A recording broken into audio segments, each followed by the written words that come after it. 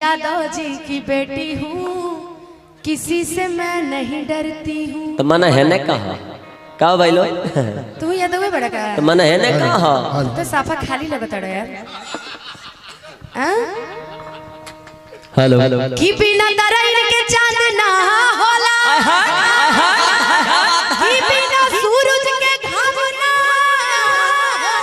होला, प्रेमी भला रे होला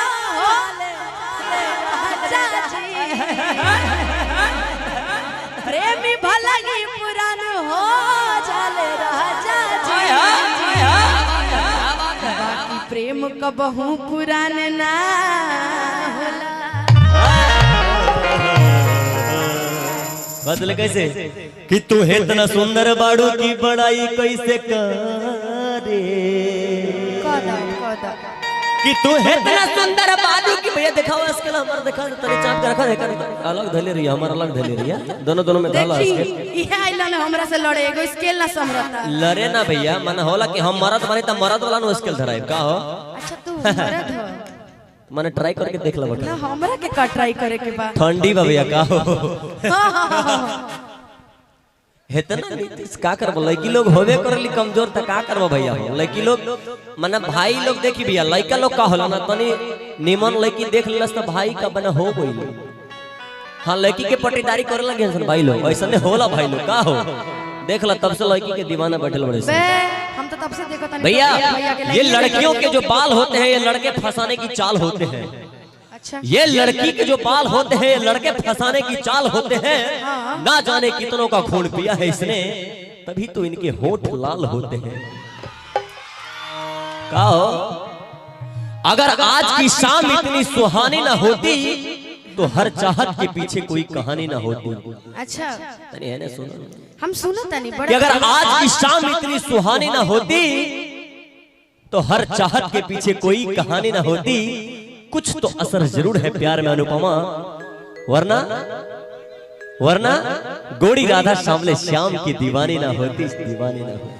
कहते हैं न जाने वो कौन इतना हसीन होगा कि न जाने कौन इतना हसीन होगा और अपने हाथों में जिसका लकीर होगा और वो तुझे चाहे कोई बात नहीं। टोपी वाले भैया वो तुझे चाहे कोई बात नहीं लेकिन जिसे सनम तू चाहेगा वो खुश नसीब होगा। एक लड़की मिली हमको कहती है क्या भैया लड़की कहती है का हे लड़की के है भैया का कहते हैं तुझको कली गुलाब की क्योंकि तेरा हुस्न लाजवाब है। जरा गौर फरमाएगा ठीक है भैया कि कहते हैं तुझको कली गुलाब की क्योंकि तेरा हुस्न लाजवाब है।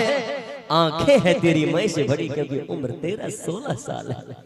हमारे भाई लोग दीवाना है इसके पीछे दीवाने हैं। चले इस दीवानगी को हम कुछ क्षणों के बाद आपकी दीवानगी को दिखाएंगे क्योंकि लड़कियां तैयार बैठी हुई हैं। हाँ लड़की तैयार है हाँ डांस करने के लिए। नहीं सच में देखिए मैं एक बात बता दूं हम कहता हम तो कहने के फेर में मैं दिल से आज इनके लिए गाना सेलेक्ट करके आई हूँ कि मैं इनको मंच पे गाऊंगी इनको लुभाऊंगी। ओहो गादा इन्हीं का इसके लगाइए कि जैसन सोचले रहनी वैसन पियावा मोर बड़े क्या बात है कि जैसन सोचले रहनी वैसन पियावा मोर बड़े अब बड़ा बकलोल बड़े हो।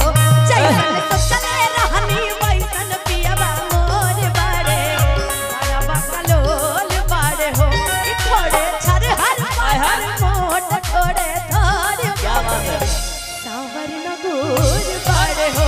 जैसन सोचले रहनी वैसन पियावा मोर बड़े बड़ा बकलोल बड़े हो। क्या बात है ये आपका स्वागत था। मन हेतना का भाई लोग बकलल बने का बकलल बने का बोला नु हाथ उठा के कहता नहीं गाना गा के बतावा। देखो माइक बंद हो गया ही होता था। हेलो भैया काहे बीच बीच में छोड़ दे रहा है माने आप भी हो गए इसका दीवाना ना। हाँ हाँ ये देख लीजिए इससे पता चल रहा है साउंड वाले भाई इसलिए कहा कि अभी तक हम शादी नहीं किए हैं। देखिए खेसारी जी आप सटते हैं तो हमारा फीलिंग बढ़ रहा है देख देखिए लीजिए। खेसारी जी एक बात हम आप आपको नहीं बता दें। सटिए हम कर रहे हैं नहीं सटिए मौसम भी सुनिए ना। अच्छा ए भैया हाँ सुनेंगे इधर आइए। माना तो हेतना कुछ कर के भैया कहतला अच्छा वही नहीं आवा।